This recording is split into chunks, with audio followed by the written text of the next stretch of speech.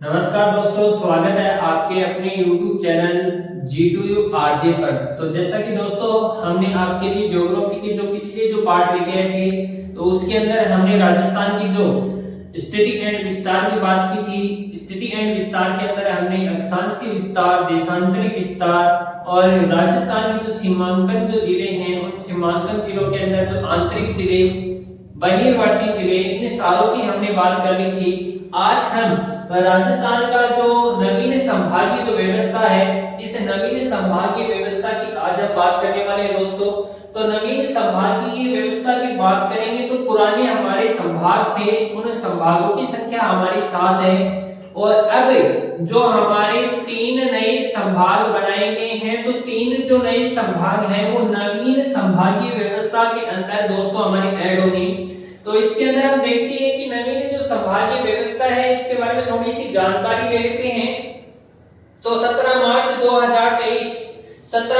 2023 को मुख्यमंत्री अशोक गहलोत के द्वारा राम लुभाया, देखो यहाँ पर ये जो कमेटी है, इस कमेटी के द्वारा, इस समिति के द्वारा क्या है, यहाँ पर जो हमारे नवीन संभाग हैं उनके गठन के लिए एक समिति है वो तैयार की जाती है, जिसका नाम है राम लुभाया समिति, जिसके अंदर जो हमारे आईपीएस हैं, जो रिटायरमेंट आईएएस हैं, इसके बाद निर्वाचन आयोग के जो सदस्य हैं जो रिटायर हो चुके थे, उनको क्या है इस समिति के अंदर क्या है शामिल किया गया था। अंतरिम जो रिपोर्ट है इसकी आधार पर राजस्थान में 3 नए संभागों की घोषणा की गई थी। तो इसमें पहले देख लेते हैं 8वां जो संभाग है, 8वां संभाग था बांसवाड़ा। इसके बाद हमारा जो 9वां संभाग है वो है पाली। इसके बाद 10वां जो संभाग है वो है हमारा सीकर। तो इसके अंदर जो हमारा नवीनतम जो संभाग बने थे, उन संभागों के अंदर बांसवाड़ा, पाली, सीकर, ये 3 नए संभाग बने थे। और इसके बाद हमारे जो पुराने 7 संभाग थे, जैसे कि जयपुर संभाग है, इसके बाद जोधपुर संभाग है, इसके बाद हम बात करते हैं उदयपुर संभाग है, इसके बाद बीकानेर संभाग है, इसके बाद कोटा संभाग, इसके बाद अजमेर, इसके बाद भरतपुर। तो टोटल इन 7 को जोड़कर इसके अंदर ये 3 ऐड करेंगे तो टोटल जो हमारे संभागों की संख्या हो जाएगी दोस्तों वो 10 हो जाएगी, यानी 10 हैं वो हमारे संभाग बन जाएंगे। और ये एक नवीन संभागीय व्यवस्था के अंतर्गत है वो आने वाला है। तो हम 7 संभाग के अनुसार जो हमारे पुराने संभाग हैं, यानी पुराने जो संभाग हैं, पुराने संभागों के आधार पर हम देखते हैं कि किस संभाग के अंतर्गत कितने जिले आते हैं। तो इसके अंदर हम पहले बात करेंगे जयपुर संभाग की। तो जयपुर संभाग के अंदर टोटल कितने जिले आते हैं, हमारे 5 जिले आते हैं। इसके बाद हम जोधपुर संभाग की बात करते हैं दोस्तों। तो जोधपुर संभाग के अंदर हमारे 6 जिले आते हैं। इसके बाद उदयपुर संभाग की बात करते हैं तो उदयपुर संभाग के अंदर 6 जिले आते हैं। इसके बाद बीकानेर संभाग की बात करते हैं तो बीकानेर संभाग के अंदर 4 जिले आते हैं। इसके बाद कोटा संभाग की बात करते हैं तो कोटा संभाग के अंदर हमारे 4 जिले आते हैं। इसके बाद अजमेर संभाग की बात करते हैं, इसमें भी हमारे 4 जिले आएंगे। भरतपुर संभाग की हम बात करेंगे तो भरतपुर संभाग के अंदर भी कितने जिले आएंगे, हमारे 4 जिले आएंगे। अब जैसा कि हम नवीन संभाग की बात करते हैं तो 8वां संभाग है वो बांसवाड़ा है। तो उदयपुर संभाग से निकाला गया है बांसवाड़ा, क्योंकि उदयपुर संभाग के अंतर्गत क्या है, ये जो हमारा जिला आता था बांसवाड़ा, जो कि अब क्या है एक नवीनतम संभाग बना दिया गया है। इसके बाद में जैसे कि हम बात करते हैं सीकर, तो सीकर है वो किस जिले, किस संभाग के अंतर्गत आता था, तो जयपुर संभाग के अंतर्गत आता था। तो इसको क्या है, इस सीकर जिले को अलग कर दिया गया और एक नवीन संभाग बना दिया गया है यहाँ पर। इसके बाद में हम बात करते हैं पाली। तो पाली संभाग है वो नवीनतम संभाग बनाए गए हैं, जो कि कौन से संभाग से निकालकर बनाए गए हैं, किस संभाग के अंतर्गत ये जिला आता था, तो जोधपुर संभाग के अंतर्गत क्या है ये जिला आता था। तो पाली जो संभाग है, जो नया जिला है, जो नया संभाग बनाया गया हमारा, वो किससे अलग करके बनाया गया, तो जोधपुर संभाग से इसको निकाल लिया गया इस जिले को और इस जिले को क्या है एक नया संभाग बना दिया गया। तो यहाँ पर जो हमारी नवीन संभागीय जो व्यवस्था है, इस संभागीय व्यवस्था के अंतर्गत 17 मार्च 2023 को, जैसा कि मैं दोबारा बता देता हूँ, मुख्यमंत्री अशोक गहलोत के द्वारा रामभाया समिति की अंतरिम रिपोर्ट के आधार पर राजस्थान में 3 नए संभागों का गठन किया गया था। मतलब 3 हमारे जो नए संभाग है वो यहाँ पर बनाए गए थे। अब जैसे कि हम एक एक करके जो नवीन संभाग है, जैसे कि सीकर संभाग है, सीकर संभाग से कौन कौन से क्वेश्चन हमारे बन सकते हैं। इसके बाद जो हमारा पाली संभाग, इस पाली संभाग से कौन कौन से क्वेश्चन बन सकते हैं। बांसवाड़ा जो संभाग है, इस बांसवाड़ा संभाग से हमारे कौन कौन से क्वेश्चन बन सकते हैं। तो ये हम आगे पढ़ेंगे। तो इसका स्क्रीनशॉट लेना चाहते हो तो इसका स्क्रीनशॉट ले सकते हो।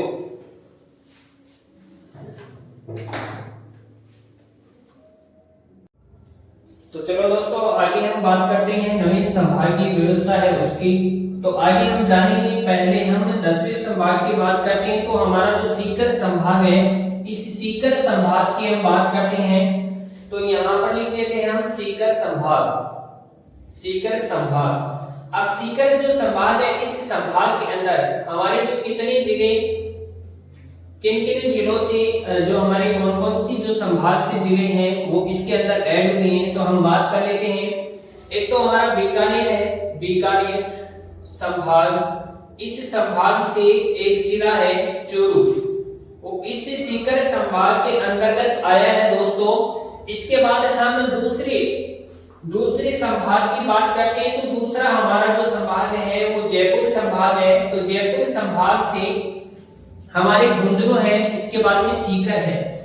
एक तो हमारा झुंझुनू आया है और एक जो सीकर खुद है वो सीकर आया है इसके अंदर।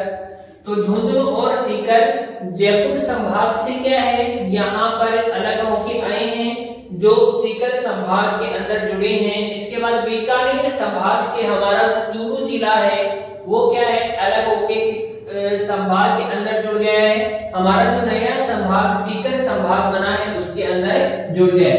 तो हम सीकर संभाग के अंदर बात करते हैं तो 4 जिले हैं वो इस सीकर संभाग के अंदर क्या हुए हैं, ऐड हुए हैं।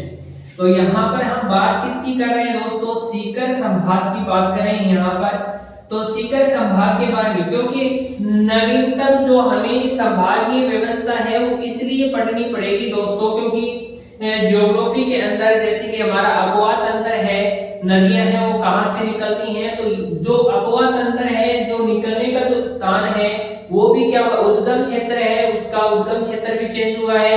इसके बाद में जैसे कि हम शेखावाटी की बात करते हैं तो सीकर, झुंझुनू, चूरू शेखावाटी का क्षेत्र है। इस शेखावाटी क्षेत्रों के अंदर हवेलियां हैं वो सबसे ज्यादा पाई जाती हैं। तो कला संस्कृति के दौरान जो हवेलियां हैं वो कहां-कहां पर किस तरीके से गई हैं, तो वो भी क्या है हमें इस नवीन संभागीय व्यवस्था के अंतर्गत देखना पड़ेगा कि इसके अंदर बदलाव कितना हुआ है।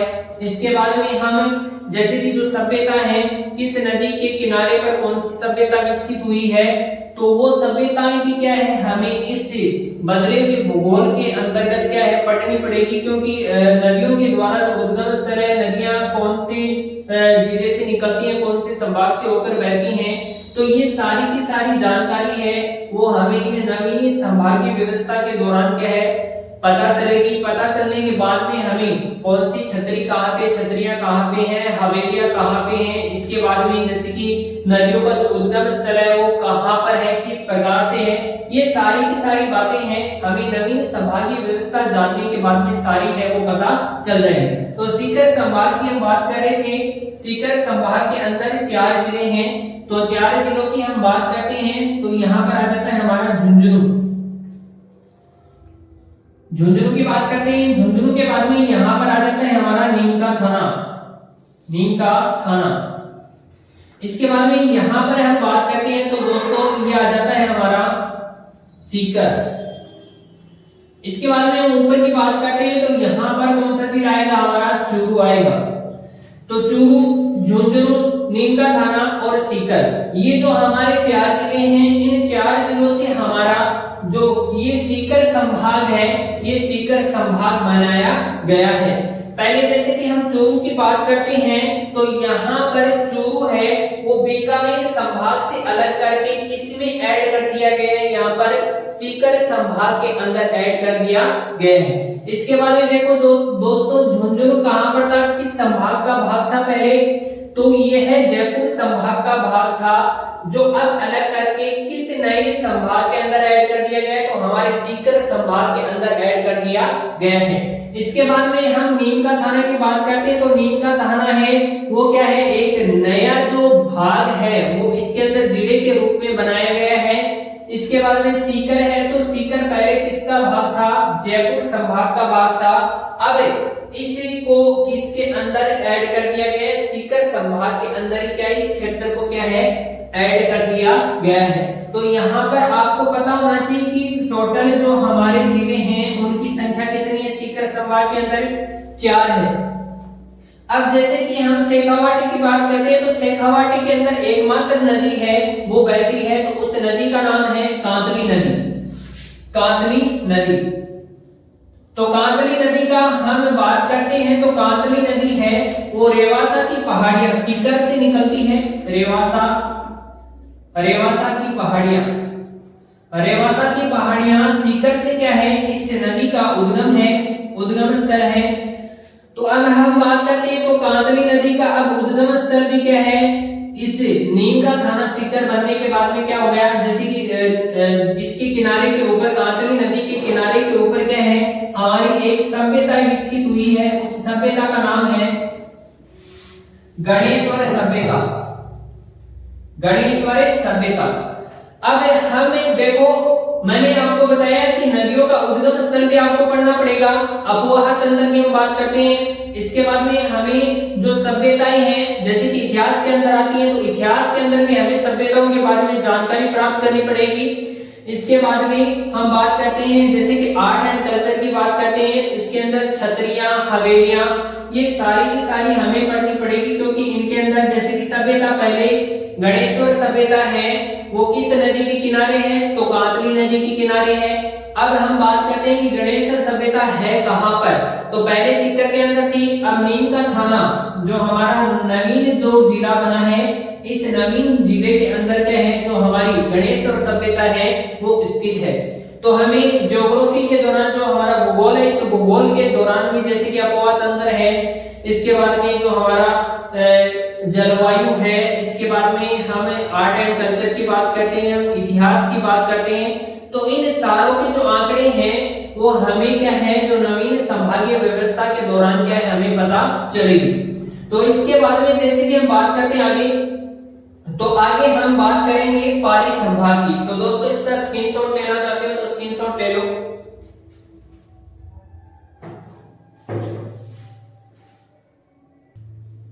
तो दोस्तों नवीन संभागीय व्यवस्था की बात कर रहे हैं तो हम बात करेंगे 10वें संभाग की, तो हमने बात कर ली, नवीनतम संभाग था सीकर। अब हम बात करते हैं 9वां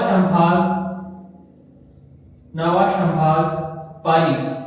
पाली की बात करते हैं तो पाली के अंदर भी हमारे 4 जिले हैं वो आते हैं। पाली के अंदर भी कितने जिले आते हैं, हमारे 4 जिले आते हैं।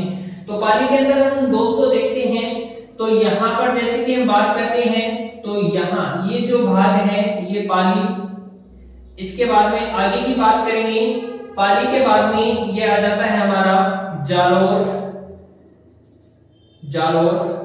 इसके बाद में जालोर के बाद में जालोर से अलग करके जो हमारा नया जिला बनाया गया है जो पाली संभाग के अंतर्गत ऐड किया गया है तो वो है हमारा सांचौर, इसके बाद में यहाँ पर बात करते हैं तो ये जो हमारा जिला आ जाता है तो वो आ जाता है सिरोही। तो हमारे जो जिले हो गए दोस्तों वो 4 हो गए, तो पाली है, जालोर है, सांचौर है और सिरोही है। अब हम बात करते हैं कि कौन से जो हमारा संभाग था, कौन सा ऐसा संभाग था जिससे पाली संभाग है वो बनाया गया था, मतलब तोड़कर। तो हमारा जोधपुर संभाग है, जोधपुर संभाग की हम बात करते हैं तो जोधपुर संभाग से क्या है पाली को अलग किया गया। पाली के बाद में यहाँ पर जालोर को अलग किया किया गया। इसके बाद में यहाँ पर जो सिरोही है वो अलग किया गया, सिरोही। इसके बाद में जालौर से बनाया गया था नया जो जिला बनाया गया था वो था हमारा सजौर। तो यहाँ पर जोधपुर संभाग से अलग किया गया था पाली को। उसके बाद में पाली को क्या है एक नया नवीनतम संभाग बना दिया गया।